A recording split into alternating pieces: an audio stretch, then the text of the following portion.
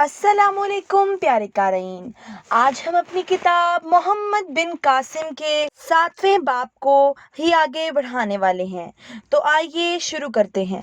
खालिद ने झाड़ियों के अकब से नमूदार होकर पूछा, माया नहीं मिली? आप यहाँ क्या कर रहे हैं? गंगू ने अपने लहजे को मग़मूम बनाने की कोशिश करते हुए कहा, माया चली गई। आह बेचारी। खालिद ने बदहवास होकर पूछा, कहाँ चली गई? क्या हुआ? खालिद, तुमने बहुत बुरा किया। काश तुम इसका दिल न तोड़ते। आखिर क्या हुआ? खालिद, खुदा के लिए मुझे भी बताओ। अब पछताने से क्या फायदा? जो होना था सो हो चुका। काश वो तुम जैसे संगदिल इंसान से मोहब्बत न करती। खालिद ने बेताब होकर गंगू को कंधों से पकड़कर झंझोड़ते हुए कहा, खुदा के लिए मुझे परेशान न करो। साफ साफ कहो कि क्या हुआ? माया चल बसी। मैं यहाँ पहुंचा तो वो दरिया के किनारे खड़ी थी। मैंने इसे आवाज दी और इसने मुझे जवाब देने की बजाय दरिया में छलांग लगा दी।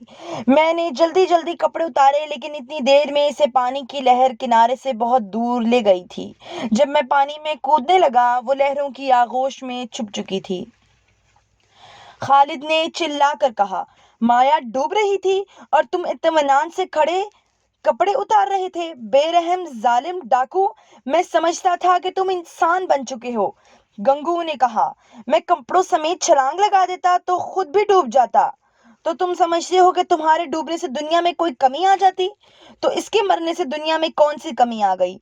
भाई से इसका दिल टूट चुका था। तुम्हारे तर्ज अमल से वो मायूस हो चुकी थी। अच्छा हुआ वो घुल घुल कर मरने की बजाय दरिया में डूब कर मर गई। हाँ, जब मैं कपड़े उतार रहा था और लहरें इसे धकेल कर मुंजधार की तरफ ले जा रही थीं, वो चिल्ला चिल्ला कर कह रही थी, गंगू मुझे बचाने की कोशिश बेसुध है। खालिद को मेरा सलाम कहना। मैं इसकी मोहब्बत से मायूस होकर जिंदा नहीं रहना चाहता। खालिद देर तक बेहिसो हरकत खड़ा रहा। गंगू ने इसके कंधे पर हाथ रखते हुए कहा, खालिद चलो, अब अफसोस से क्या हासिल? जो होना था सो हो चुका। खालिद ने इसका हाथ झटक कर पीछे हटाते हुए कहा, तुम जाओ। गंगू ने कहा, आज रात हमें बहुत से काम करने हैं, चलो। खालिद ने सख्त लहजे में कहा, गंगू खुदा के लिए जाओ, मुझे थोड़ी देर के लिए तन्हा छोड़ दो। वो बोला, खालिद मुझे मालूम न था कि माया की मौत का तुम्हें इस कदर सदमा होगा, वरना मैं अपनी जान पर खेल कर भी इसे बचाने की कोशिश करता। खालिद ने भराई हुई आवाज में कहा, इसकी मौत का सदमा? गंगू, तुम्हारे पहलू में एक इंसान का दिल नहीं। ये हादसा मेरी जिंदगी का सबसे बड़ा हादसा है। इसकी मौत का बाइस मैं हूँ और मैं मरते दम तक अपने आप को माफ नहीं करूंगा। लेकिन तुम तो मुझसे कई बार ये कह चुके थे कि माया देवी को इसके भाई के पास भेज दो। अगर तुम्हें इससे जुदा होने का अफसोस ना था तो इसकी मौत का इस कदर रंज क्यों है? गंगू, खुदा के लिए मेरे जख्मों पर नमक न छिड़को। मैंने इसे समझने में गलती की। ये सजा मेरी कुव्वत बर्दाश्त से ज्यादा है। खालिद, छोड़ दो इन बातों को। मुझे यकीन है अगर एक बार वो फिर जिंदा हो जाए तो भी तुम्हारा गरूर तुम्हें इसकी मोहब्बत का जवाब देने की इजाजत नहीं देगा। तुम इसके साथ इसी तरह पेश आओगे। चलो, एक दो दिन में तुम इसे भूल जाओगे। खालिद कोई जवाब दे बगैर एक गिरे हुए दरख्त के तने पर बैठ गया और दरिया की लहरों की तरफ देखने लगा।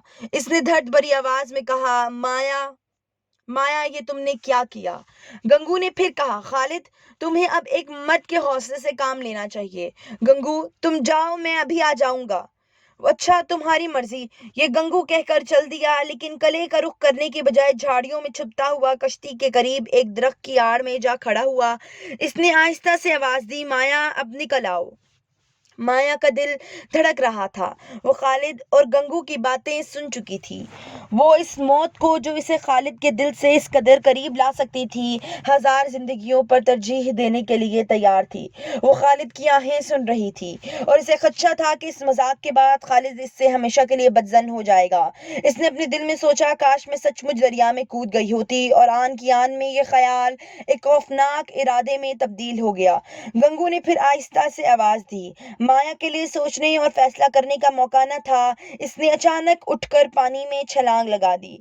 गंगू, माया माया कहता हुआ भागा। खालिद बदहवास होकर अपनी जगह से उठा और दोनों बेक वक्त दरिया में कूद पड़े। गंगू कह रहा था, खालिद पकड़ो, ये माया है। माया ठहरो, आगे पानी बहुत खतरनाक है।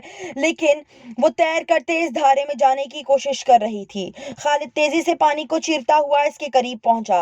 माया ने गोता लगा दिया, लेकिन अच्छी खासी तैराक के लिए अपने आप को पानी के रहमो करम पर छोड़ देना मुमकिन न था। इसने जल्द ही अपना सर पानी से बाहर निकाल लिया और फिर मुंजधार की तरफ जाने की कोशिश करने लगी, लेकिन खालिद ने इसका बाजू पकड़ लिया। इतनी देर में गंगू भी पहुंच गया और दोनों माया को सहारा देकर किनारे की तरफ तैरने लगे। किनारे पर पहुंचकर गंगू ने कहा, खालिद, अब मुझे इस लड़की पर कोई एतबार नहीं रहा। इसे तुम्हारी बेरुखी ने पागल बना दिया है। और फिर माया से मुखातिब होकर पूछा, माया, तुमने दरिया में छलांग क्यों लगाई? इसने इत्मीनान से जवाब दिया, आपने इनके साथ ये मजाक क्यों किया था? गंगू ने खालिद से कहा, भाई मुझे माफ करना, मैंने तुम्हें छेड़ने के लिए माया को कश्ती में छुपा दिया था, लेकिन मुझे मालूम न था कि ये सचमुच ऐसा कर दिखाएगी। तुम दोनों एक दूसरे से मोहब्बत करते हो और मैं खुश हूँ। खालिद ने कोई जवाब न दिया। इसकी आंखों में सिर्फ आंसू थे, मोहब्बत, खुशी और तशक्कुर के आंसू। गंगू ने पूछा, अब माया के मुतल्लिक तुम्हारा क्या फैसला है? इसने जवाब दिया, माया के मुतल्लिक कोई फैसला करने का किसी को हक नहीं, वो अपना फैसला खुद कर सकती है। तो लीजिए कारीन, आपका और हमारा आज ये 7वां बाब माया की परेशानी यहीं पर इख्तिताम पजीर होता है।